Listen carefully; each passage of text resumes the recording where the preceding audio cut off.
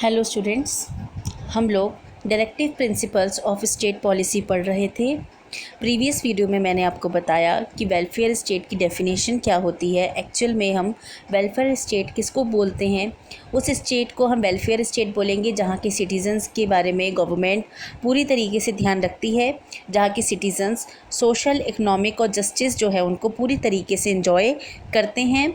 इसके अलावा मैंने आपको पढ़ाया था डायरेक्टिव प्रिंसिपल्स कितने प्रकार की होते हैं। 3 प्रकार के मैंने बताया आपको। एक होते हैं प्रिंसिपल्स प्रमोटिंग इकोनॉमिक इक्वालिटी, दूसरे मैंने आपको बताया गांधीयन प्रिंसिपल्स। अब हमारा जो नेक्स्ट टॉपिक है वो है आपका जनरल प्रिंसिपल्स। कुछ प्रिंसिपल्स जो हैं वो गवर्नमेंट ध्यान रखती है, वो इन्वायरमेंट के रिगार्डिंग, या मॉन्यूमेंट्स जो हमारे देश के होते हैं, अच्छी अच्छी इमारतें जो हैं उनके रिगार्डिंग, या फिर बाकी कंट्रीज़ के साथ जो फॉरेन कंट्रीज़ हैं उनके साथ हमारे कैसे रिलेशन होंगे उसके बारे में जो नीतियाँ बनाई जाती हैं, जो पॉलिसीज़ बनाई जाती हैं, उनको बोला जाता है जनरल प्रिंसिपल्स।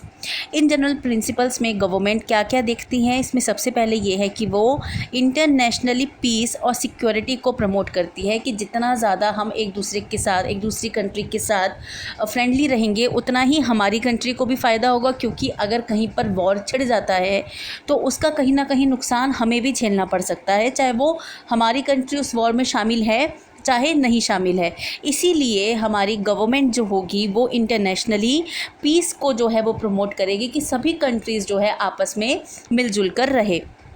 इसके अलावा बाकी कंट्रीज़ के साथ हमारे रिलेशंस जो हैं वो अच्छे बने रहे, इसका ध्यान भी गवर्नमेंट रखती है कि किसी भी कंट्री के साथ हमारे रिलेशन बिगड़े नहीं, हमारे संबंध जो है उनसे फ्रेंडली बने रहे, वो भी ध्यान हमारी गवर्नमेंट रखती है।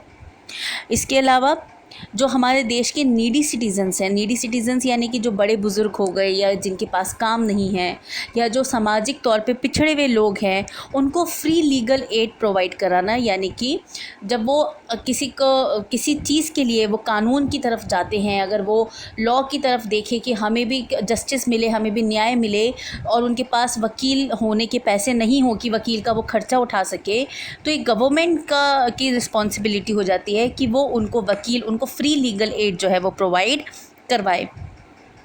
हमारे देश के इन्वायरमेंट यानी कि इन्वायरमेंट तो सभी के लिए होता है। इन्वायरमेंट हो गया हमारे देश का, हमारे जो फॉरेस्ट हो गई, हमारी वाइल्ड लाइफ जो हो गई, इनको प्रोटेक्ट करना और इनको इम्प्रूव करना। ऐसा ना हो कि सिटीजन्स या फिर कोई भी जो है इनको नुकसान पहुंचाए।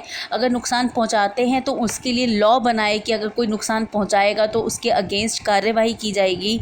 तो इन्वायरमेंट को, फॉरेस्ट को, वाइल्ड लाइफ को, इनको प्रोटेक्ट करने का काम हमारी गवर्नमेंट का होता है। हमारे जो नेशनल मॉन्यूमेंट्स होते हैं, नेशनल प्लेसेस होते हैं, जो चीज़ हमारे नेशन के लिए इम्पॉर्टेंट है उन सबको प्रोटेक्ट करना। जैसे फॉर एग्जांपल अगर हम कहें लाल किला हो गया, ये हमारे नेशनल मॉन्यूमेंट्स के अंदर आते हैं, तो इनको प्रोटेक्ट करना, इनको साफ़ रखना, क्योंकि ये हमारे देश की एक तरीके से शान है। लोग यहाँ आते हैं और देखते हैं कि हमारा आर्कियोलॉजिकली जो मॉन्यूमेंट्स हैं वो कितने इम्पॉर्टेंट हैं, हमारी हिस्ट्री कितनी ग्लोरीफाई रही है, तो इसीलिए इनको प्रोटेक्ट करना भी गवर्नमेंट का काम होता है। और ये सारे पॉइंट्स जो है ये जनरल प्रिंसिपल्स में आते हैं। तो इस तरीके से आपने तीनों प्रिंसिपल्स के बारे में पढ़ लिया, इकोनॉमिक इक्वालिटी वाला प्रिंसिपल, गांधीयन प्रिंसिपल और जनरल प्रिंसिपल्स। अब आपका नेक्स्ट टॉपिक है कि फंडामेंटल राइट्स और डायरेक्टिव प्रिंसिपल्स में क्या तो डिफरेंसेस होते हैं और क्या सिमिलैरिटीज़ होती हैं। फंडामेंटल राइट्स, हमारे 6 प्रकार के फंडामेंटल राइट्स होते हैं कि हमें बोलने की आज़ादी है, हमें कोई भी रिलीजन चुनने की आज़ादी है, तो ये सारे हमारे फंडामेंटल राइट्स के अंदर आते हैं। डायरेक्टिव प्रिंसिपल्स में भी काफ़ी हद तक यही बात की गई है कि हमारे देश के जो सिटीजन्स हैं उनके राइट्स को प्रोटेक्ट किया जाए, हमारे देश को सोशली, इकोनॉमिकली, पॉलिटिकली जो है आगे बढ़ाया जाए। तो दोनों में ये चीज़ें तो सिमिलर है कि फंडामेंटल राइट्स हो चाहे डायरेक्टिव प्रिंसिपल हो, ये अपने देश के सिटीज़न और अपने देश के बारे में सोचते हैं, उनकी तरक्की के बारे में सोचते हैं। लेकिन इस सिमिलैरिटी के होने के बावजूद एक डिफरेंस इन दोनों में है। वो डिफरेंस क्या है कि फंडामेंटल राइट्स जो है उनके लिए हम कोर्ट में जा सकते हैं, लेकिन डायरेक्टिव प्रिंसिपल्स के लिए हम कोर्ट में नहीं जा सकते।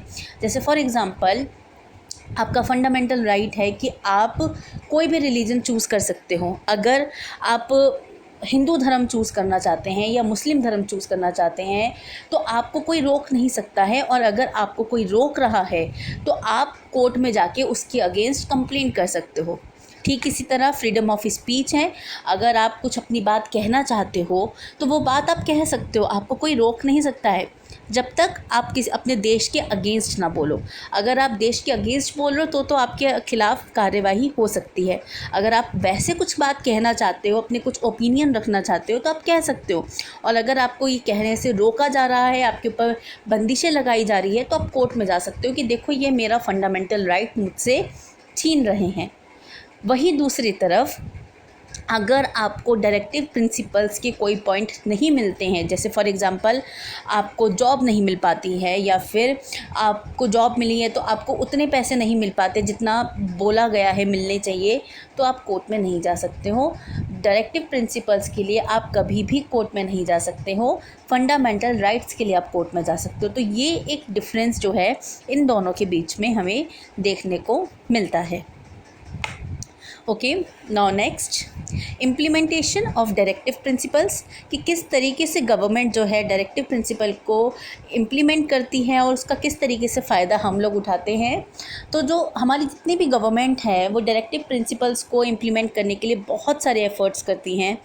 उनके एफ़र्ट्स में सबसे पहले क्या आता है कि उन्होंने 6 से 14 साल तक के बच्चों के लिए फ्री और कंपलसरी एजुकेशन कर दिया है। इनफैक्ट इतना उन्होंने इसको इम्प्लीमेंट करने की कोशिश करी कि इसको फंडामेंटल राइट में कन्वर्ट कर दिया, यानी कि इसको राइट टू एजुकेशन बना दिया। हमारा 2009 में बना था ये राइट टू एजुकेशन एक्ट, जिसमें 6 साल से 14 साल तक के बच्चों का पढ़ना अनिवार्य है, ज़रूरी है। अगर कोई उनसे ये पढ़ने का अधिकार छीनता है तो उसको कानून के द्वारा सज़ा मिल सकती है। इसके अलावा वो कई सारी वेलफेयर स्कीम्स जो है गवर्नमेंट लेकर आती है, जिससे जो पिछड़ी हुई जातियां हैं, अनुसूचित जातियां, जनजातियां, उनको आगे बढ़ाने की कोशिश की जाए, उनको भी सामाजिक तौर पे इक्वालिटी जो है वो मिल सके। इसीलिए जो सेंट्रल गवर्नमेंट है, स्टेट गवर्नमेंट है, कई सारे ऐसे वेलफेयर स्कीम्स लेकर आती हैं जिसका फ़ायदा शेड्यूल कास्ट या शेड्यूल ट्राइब्स उठा सके।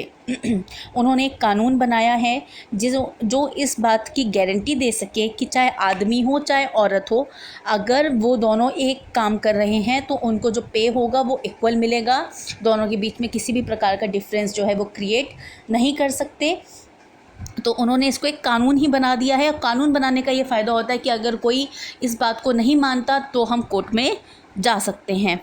कई सारे एम्प्लॉयमेंट स्कीम्स लेकर आते हैं जिससे कि जो अनएम्प्लॉयड लोग हैं उनको काम मिल सके।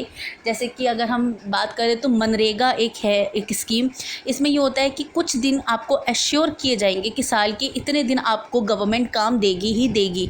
इसमें आप इतने दिन जो है खाली नहीं बैठ सकते अगर आपके पास कुछ भी काम नहीं है तो उसमें ये होता है कि अगर 80 दिन हो गए या फिर 100 दिन हो गए, कोई भी दिन जो है वो गवर्नमेंट आपके सेलेक्ट करती है और उतने दिन गवर्नमेंट आपको काम देगी, जिससे आपके घर में भी पैसा आ सके।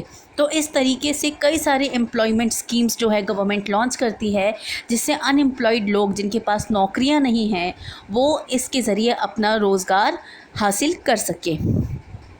कई सारे कानून पास किए गए जिसके तहत जो किसान जिनके पास ज़मीनें नहीं हैं खेती करने के लिए, उनको ज़मीनें दी जाती हैं जिससे कि वो खेती कर सके और अपनी जो है रोज़गार जो है वो लेकर आ सके। साथ ही साथ खेती करेंगे तो देश के लिए भी एक तरक्की ही होगी, इसलिए कई सारे ऐसे वो लॉज लेकर आए हैं।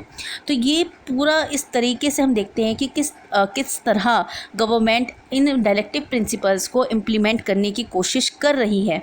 इसमें कई सारी चीज़ें जो है वो अचीव कर चुकी है, पर कई सारे गोल अभी भी हैं जिनको अचीव करना बचा है, जिसके वजह से हम अपने देश को वेलफेयर स्टेट कह सकें। गवर्नमेंट बहुत एफ़र्ट्स कर रही है, लेकिन सिर्फ गवर्नमेंट के एफ़र्ट्स से जो है हम वेलफेयर स्टेट के जो गोल हैं हमारा वहाँ तक नहीं पहुँच सकते। हम आम जनता को भी गवर्नमेंट के साथ कदम से कदम मिला के चलना पड़ेगा। जो रूल्स हैं, जो रेगुलेशंस हैं, उनको फॉलो करने पड़ेंगे, तभी हम ये वेलफेयर स्टेट का जो भारत का सपना है इसको पूरा कर पाएंगे। इसी के साथ आपका ये चैप्टर ख़त्म हो जाता है।